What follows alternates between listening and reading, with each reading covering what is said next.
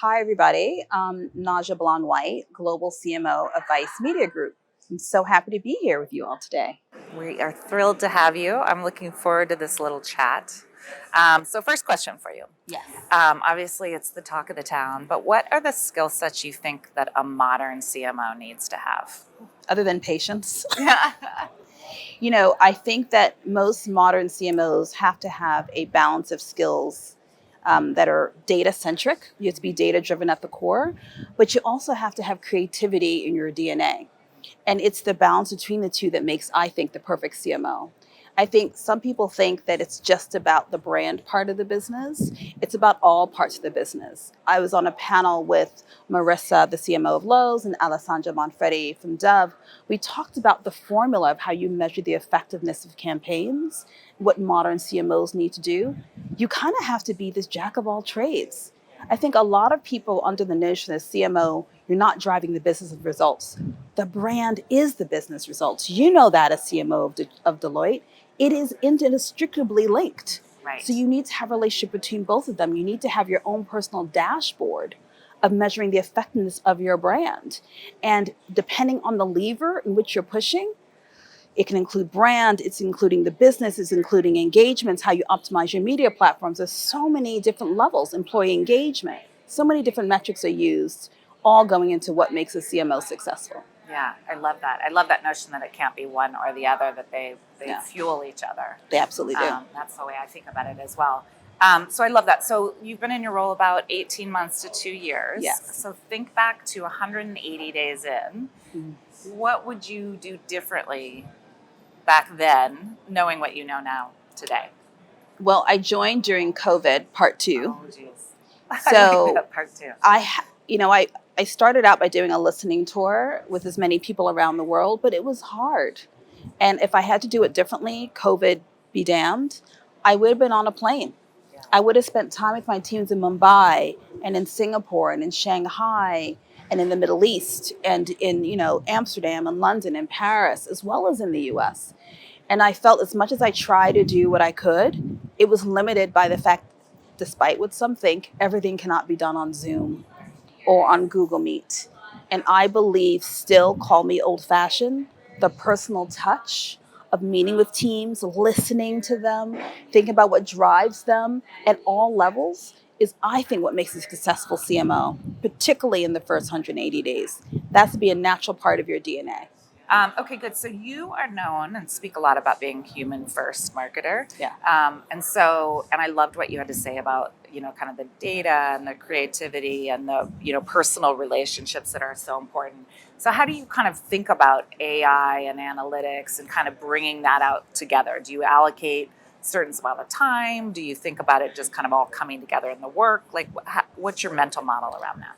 I think it's all coming together in the work. And I think we have to be careful with artificial intelligence. And I've been rather vocal about it.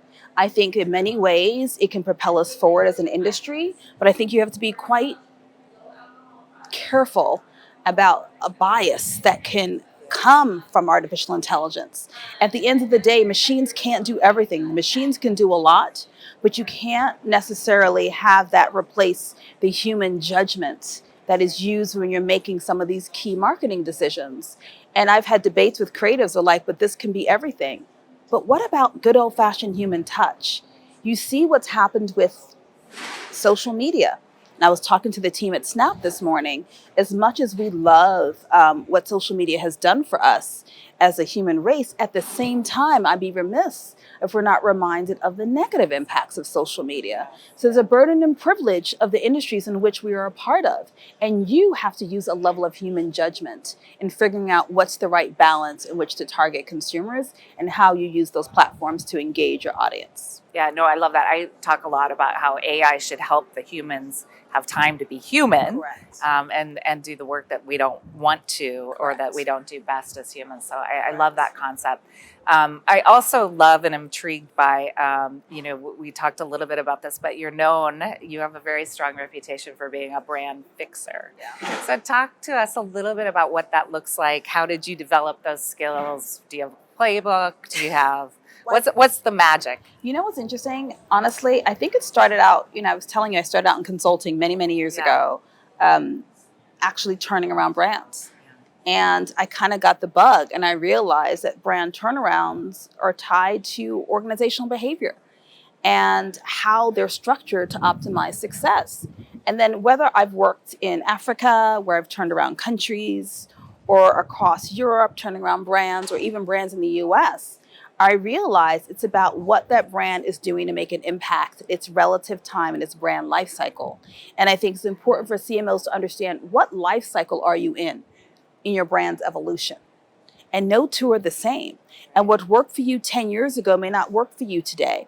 And if you think about how social media has changed everything, if you think about how Gen Zers, that $300 billion purchasing audience out there, how they make decisions as future consumers and current, you can't use the same playbook all the time.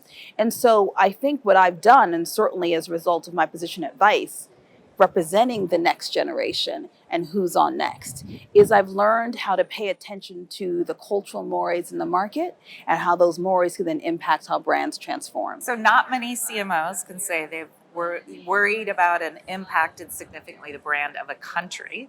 So tell us, is it very different? Is it just another brand? Is it, It's hard. I mean, when I got this confidential assignment when I first got the call, I was like, you're lying. So I didn't call the person back. And I was then CEO of Africa. And I was like, wait a minute, so this is a real thing? And they were like, look, this particular president, his team wants you to come and talk about the country turnaround. And that was an assignment for 18 months, is turning around the reputation of this particular country. Wow. And working with this particular president that had a very difficult reputation. And so I assembled a team around the world, and we went to work. We set up shop in this country. I, presented to him at the palace and all of his guards around him. I was like, how honest can I be about what needs to happen for your brand? I'm just saying. But it worked out. It was great. And I remember some of my teams flying in from the US were like, leave it to you to come up with the ultimate assignment, which is how we turn around a country in West Africa. And I was like, yep, that's kind of what we do. Same basic principles. You got to get everyone aligned. What's the long-term vision for the country? Do we think we have everything we need? Yeah. Who's going to be our key constituents? Who would it was textbook. Yeah. Oh, I love that. I love that notion. Okay, so you talked a little bit about the difficulty of COVID with the personal relationships, and how you might have done that 180 days later. Fast forward, how are you thinking about the next year when hopefully we're in person here, which is fabulous. Yeah. And what will you do differently, knowing that probably we will have more mobility, but for a lot of organizations, they don't have budgets, and who knows what's happening with the economy. Like, how are you thinking about this year? I think for me, I plan to spend time in my major hubs. So I'll be spending time with our teams in APAC, out of Singapore, and in Indonesia, where we're seeing particular growth. I was spending a lot of time with my teams out of London and Amsterdam, as well as the teams in the US. I think that sometimes in the US, we tend to be so US focused and Western focused. And what I said on my last panel is, please understand, you are not the center of the universe. And that, Vice is a global brand. We are the brand not just from Williamsburg, Brooklyn, or from London in the UK on the East End, but we're a brand for everybody. So if I get a call from a Vice brand loyalist in Botswana, I got to spend as much time with him as the gentleman from, Boston and the person from Beijing. And I have to treat them all equally. So I spend time in the different hubs with the teams, kind of really understanding what their business objectives are and how we actually help guide and drive the brands that we work with towards the future. Never a dull moment. Nope. On a plane, I think I became diamond in like 3 months because I was traveling so much. Yeah, that's hard. It's hard physically, emotionally. It is, but it's worth it. It's worth it. And after this, I'll go see the teams in Paris. And I think it's important that when you are a leader, whether it's just in the US or globally, they need to feel you. Right. They need to know that you're there and you're not just broadcasting from a location somewhere. So fast forward another, year or two, what do you think we'll look back and sort of say were the key things that got marketing as a profession to sort of another level? What are the, I started with what's a modern CMO. What do we think like the next frontier is? People overuse this word, but I think impact and creativity are going to be center. We already I know love that we that. need to be data centric, but the cross section of impact and creativity is everything, right? Because impact and creativity with culture at the core is everything. Advice, we talk about the fact that culture is our North Star. And I take that quite seriously. So I had a client say to us, what makes you interesting is that you have the courage to let culture lead. And a time when many don't or can't or unwilling to. And it takes a level of courageousness and bravery to let culture lead. Culture leading takes you to places in Russia and Afghanistan. Culture leading allows us to tackle difficult topics. Culture leading is actually giving control over to the next generation and saying, what's the right platform for engagement? Culture leading is saying no when others say yes. Culture is what allows you to know why you do what you do when the what is changing so dramatically. But I love that. I mean, I love that whole notion that you talked about where it's all about creativity and impact, that intersection, which is so powerful, but with culture as the core. Absolutely. And I think when you have those three at the core of how it drives you, there's so much that you can do with it. Right. And so I think that for us advice, and certainly for the brands in which we partner with, that's what we thread through quite carefully. And oftentimes the questions that I get from CMOs is, how do you do that?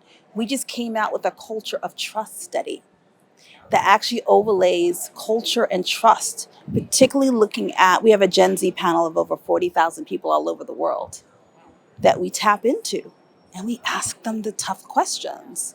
And when brands say to me, can I get a part of that study? I'm like, I'm not going to sugarcoat it. I'm not going to take things out of the study. If you want to know where your brand falls, happy to tell you, but you may not like what they have to say. And so I often say to people, advice, you may not like the truth we tell, but we're going to tell you the truth in an unfiltered way.